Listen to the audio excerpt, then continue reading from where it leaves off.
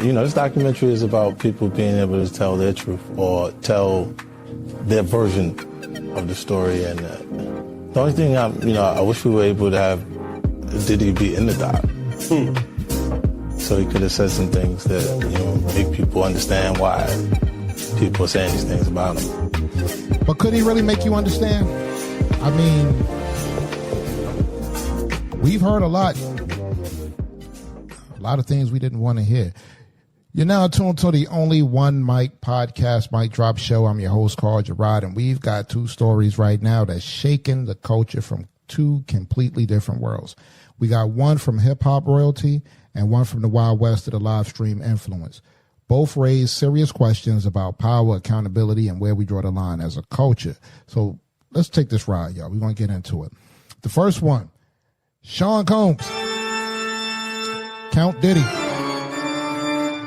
His documentary, or the documentary I should say about him, The Reckoning, is on Netflix. Dropped a whole bomb about this guy, man. And this is the 4-part docuseries that I'm quite sure everybody for the past week has had somebody come up to them and say, yo, did you watch it? What's your thoughts about it? So if you haven't watched it, so I suggest you prepare yourself for this one, because it's not just a documentary. This is like a cultural earthquake. So let me talk to y'all for a minute. Have you ever watched something and you felt like the weight of it in your chest? That's this documentary right here. It takes you from Diddy's rise to his power to the allegations that a lot of people either ignored or justified or was just too scared to speak on. So we're talking former employees, childhood friends, industry insiders, and victims telling their stories that are honestly, kind of hard to sit through. But a lot of the victims were telling, as 50 Cent said in this intro here, their version of what happened. So, I'm not here to say that he did this or this person might be lying here. I don't know. Again, this is their version of, what accounts took place when dealing with Diddy. So 50 Cent is at the center of this thing, right? So he's not just like commenting from the sidelines, but he executive produced this documentary. And a lot of people have been like kind of asking, do you think 50 made this documentary because the truth needed to come out? Or was he just, being King Petty on this one, and pushing a gotcha button on Diddy? So hit me in the comments on that one, y'all, or email me, because that's a whole debate by itself, to see where, what 50 intentions was when putting this documentary out. But here's what the doc lays out. You get, I want to say accounts. I'm going to use the word accounts from such people as Aubrey O'Day from, I think it was Danity Kane was the group, Capricorn Clark, who was, Diddy's first assistant, Kurt Burrows, who actually co-founded Bad Boy Records with him. And they all had different accounts of what it was like dealing with Puff, you know what I mean? So Kurt Burrows, and he's saying, this is a quote from the documentary, guys, not a quote from me. It says, in regards to Biggie's funeral, which was a big funeral that took place in, his hometown of Bed-Stuy. And, if you don't know, for the younger viewers out there who wasn't around when this actually happened, you can pull up the footage on YouTube where they took the carriage all through the neighborhood. One last ride for Biggie, and the hood that shaped him. It says in our quote from Puff, it says, we're going to do the biggest funeral, but Biggie's going to have to pay for this funeral. Now, they saying these aren't rumors, and these are the people who were there. Again, this show was not there. So this is what Kurt Burrows' account of what happened. And they said, like the stories that they told were real heavy and, physically, emotionally, psychologically heavy on people. And the bigger question I want to ask you guys is, as a listener, does this documentary change the way you see Bad Boy's legacy? Now, I've had this discussion with a few people, and, the same situation that happened kind of with Bill Cosby is that, do you discount, because of their personal things, do you discount the, what's the best word I could say, folks? The contribution that they have given to their craft. Bad Boy pretty much shaped a lot of the music that, you listen to from the 90s era all the way up until now. Puff was at the forefront of a lot of this stuff. He was the man that kind of marketed things. He knew exactly what it took to sell music, and even as a businessman, to move from different areas of the entertainment industry, whether it be from music to movies to television shows to owning television stations, doing deals with liquor brands, whatever. Clothing, the big thing with clothing, fashion, and all. Do you kind of discredit the contributions that he's made? And everybody's going to have opinions on it. And it's just a question I'm throwing out there for you guys to go back and forth in the comments about and see what everybody's opinion on that is. And even the same thing with the music. Like, do you separate the music from the man? Because again, if his name is stamped on a lot of the music that a lot of us grew up listening to, and some people are still listening to today, can you listen to that in the same light? The same thing that you would probably say about R. Kelly. Do you listen to his music in the same way now than you would prior to everything that has happened? So, we got to be honest. He wasn't an artist. He was a system. Some say a gatekeeper. He was someone people couldn't afford to say no to, I guess. And the doc forces everybody to confront what happens when that person gets too much power and no one checks him. And that's what happened in this particular situation. And as a culture, that's something we got to talk about. When I say it was hard to watch that documentary, again, as we've said on this show several times, I'm from New York, born and raised, from Brooklyn, not too far from where Biggie, we all was in the same kind of vicinity. And I got to say, like, a lot of stuff these guys like Little Rod and everybody is saying that he had them doing, I'm like, folks, I'm going to be honest with you. I'm of a different headspace these days as I get older and, a little bit wiser. But back then, I got to be honest, man, I probably would have swung on Puff.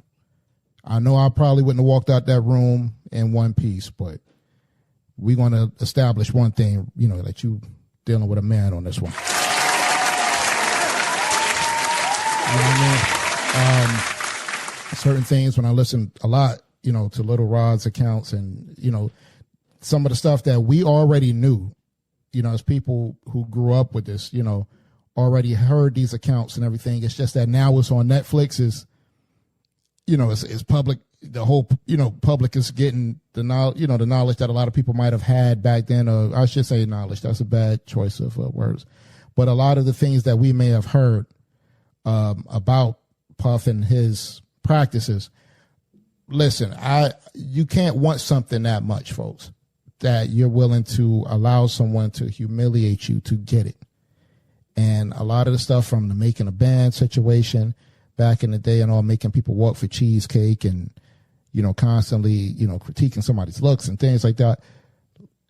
You can't want something that much where you allow somebody to basically step all over you to get it. And this is a prime example of that. In terms of the, Capricorn Clark and everybody. And I'm not even going to get into that because, like I said, all of that is these people accounts. But according to her, in a fit of rage, he kidnapped her, allegedly, drove her 15 minutes and said they're going to go kill Kid Cudi. This is their words, folks, not the One Mic podcast words. You can watch the documentary yourself. Aubrey O'Day gives her account of, sexual assault. And, it's a lot of heavy stuff that's in that particular documentary. But again, you watch it. If you have not, then we can kind of have this discussion online on the comments. Also, guys, I wanted to touch on this because I'm not too familiar with this kid. I'm not on Twitch and all that stuff, and gamer stuff. I'm not a gamer. I haven't owned a gaming system in years. I think the last time I had a gaming system, I can't even remember what I played. It might have been Batman or something. I'm not sure. But it's this young guy by the name of Adin Ross, right? And if you haven't, heard what's been going on with Adin Ross, it's, him using the N-word, him admitting to using the N-word, and him trying to justify using the N-word, all right? So we dancing right now in the realm of accountability, y'all. And on the influence side of the world, I guess he has some type of influence and, numbers and all, and he's up here with these rappers and things like that. And I believe that this kid got into a space, a comfortability that they shouldn't allow him to go in. You know what I mean? I had put up a video doing my diligence on this kid, and he was in concert with Chief Keef. This might have been about 2 years ago. And Chief Keef invited him on stage to rap alongside of him, and he's, allowing him to say the N-word. And why do we allow this to even go on? So again, it goes by accountability and how comfortable you allow people to, disrespect you, disrespect a culture, disrespect the people. And then, it goes on to the I didn't mean it, and everybody says it privately, garbage that everybody, I'm just being honest and all that. I want y'all to hear from this kid's own mouth exactly what he said and how he's trying to justify his usage of the N-word, guys. Check this out. I'm using it in a way where I rap to my favorite rapper's music. I'm not using it in a way to offend you. I would never do that to you.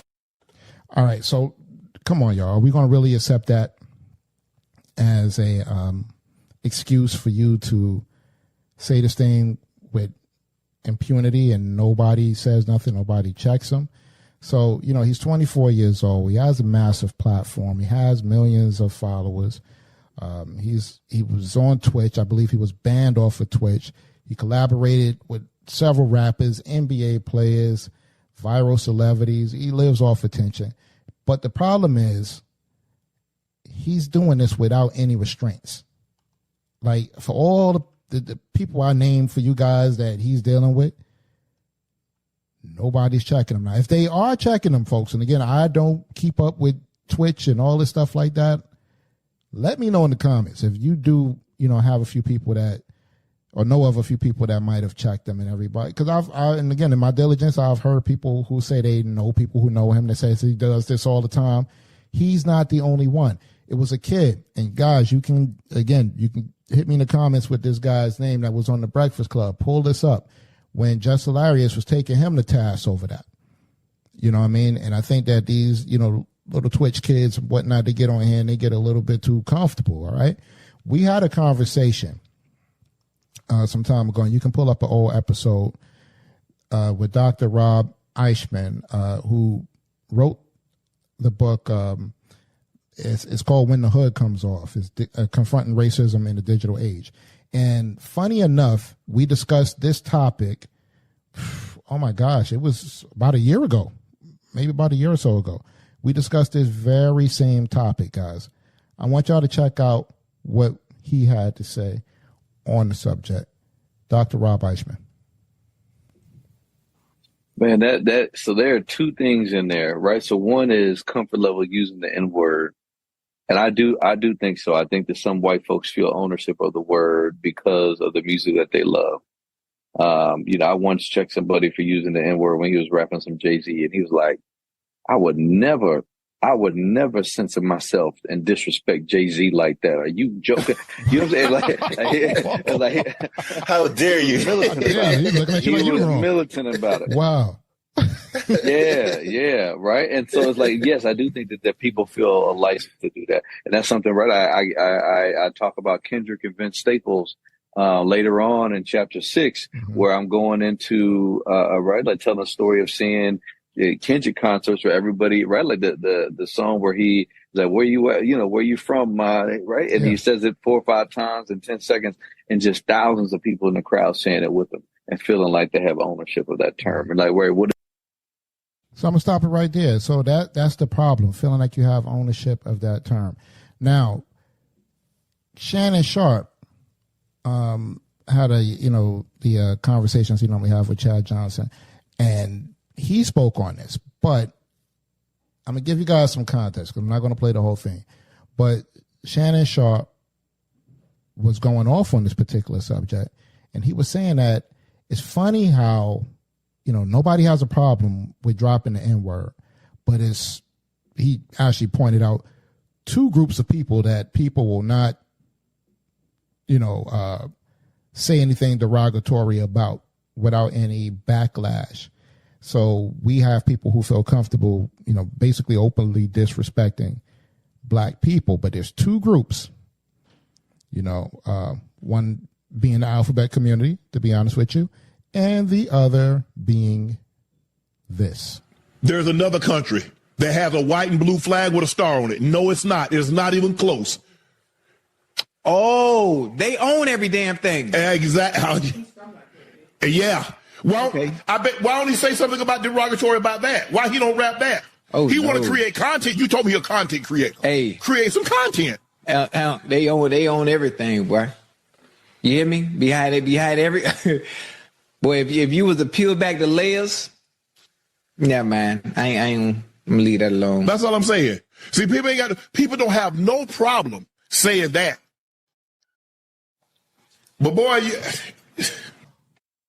and I guess what Shannon is saying, and again, folks who are listening to this is Shannon Sharp saying this, not the only one on my podcast. So I guess what Shannon Sharp is saying is that, and you tell me in the comments, do you agree? Are we the only people, only race group of people who nobody has a problem disrespecting, and we just pretty much take it? You know what I mean? So even when you have this, it's like we kind of let these guys hand wave these situations away by saying stuff like, my friends say it, my favorite rapper says it. I'm going to stand up and admit that I said it. And, does admitting it make it better? Or does admitting it just prove you feel entitled to say it? So it's like, where do you go from there? Like, everybody kind of gives this hand wave apology on live or something like that, and people keep it pushing. And, you had, in this kid's situation, you got millions of kids that watch you, I guess. Kids that copy you, I guess. And that word wasn't just like a slip up. It was a message. Let's call it what it is. And then when you put the live stream apology and the usual, I take accountability, stuff like that. I mean, does it make it better? Does it make it better? Now, because of what Shannon Sharp just said about these set of people here, now the internet is going crazy saying, oh, he's about to get canceled. I guess to the point where I was informed that he took that post down since then. I haven't personally seen it, but if you see something different, folks, let me know in the comments that he took the post down. Look, what goes one way goes the other. I mean, so do we allow this kid to keep operating the way that he's operating? And even just a message to all you rappers and everybody that he's running with, he's talking about you. I mean, we kind of don't do the service by kind of putting it in the music and things like that and allowing people to just sing along with it. Like, like we sing in It's a Beautiful Day in the Neighborhood or something. But the accountability also falls on the fact that if this is something that you want to do for your culture, then you can't allow people to feel comfortable, just getting up here and just saying whatever, And so this is just like following the whole, as you see, not just with this kid, but with a lot of these influencers, that formula of, you mess up, you go viral, you apologize, then you repeat. And the bigger issue is influencers thrive off that shock value. That's what they do. And saying the wildest thing and doing the most out-of-pocket stuff they can possibly do equals controversy, and controversy equals clicks and views. So the real question for all of us is, are we enabling this? Are we part of the cycle that keeps these guys relevant? Or should the influencers with giant platforms be held to the same standards that Shannon Sharp will be held to for the comments that he just made here, or anybody who, steps out of that realm and says certain things about certain individuals and, end up losing their platforms and things like that. So let me know what you think. I want to hear from you, the audience, on this one. All right. The whole Puff thing about, 50 doing this, was it a service? 50 said on MS Now, like basically if he did not do this, it wasn't like something, you know, petty or anything like that, is that if he don't do this, that basically people will think this is acceptable in the culture. So what do you think about that? Like, you know, do you think that he's kind of doing the right thing by shifting this away from the culture, saying like, we don't accept this? Also with this kid, you know, this Adin kid, do you think that, you know, he should be held to that same standard? Should his platforms be canceled? And keep your eye on the Shannon Sharp thing, because I want to see if he's going to get a backlash or if he's going to have to go in and tap in and do the apology tour on his platform as well. All right, y'all. So these are the two stories. These are the two worlds. But it boils down to one thing: accountability, what we allow, what we excuse. What we pass down to the next generation as normal is not normal, guys. The Only One Mic podcast is available on every major platform you stream your podcast on. Hit that subscribe, rate the show, and don't forget to check out the YouTube channel for past and current episodes. Follow us on Instagram and X at The Only One Mic P1, Facebook and LinkedIn at The Only One Mic Podcast. Email us at theonlyonemic00@gmail.com. or call or text us at 302-367-7219. Your comments might make it on the show. We appreciate you, as always, guys. As always, we do. And we encourage you to speak your truth quietly and clearly and listen to others, even the dull and the ignorant, because they, too, have their story to tell. So until next time, please keep in mind that if you've never had to run from the Ku Klux Klan, then you shouldn't have to run from a black man. Peace.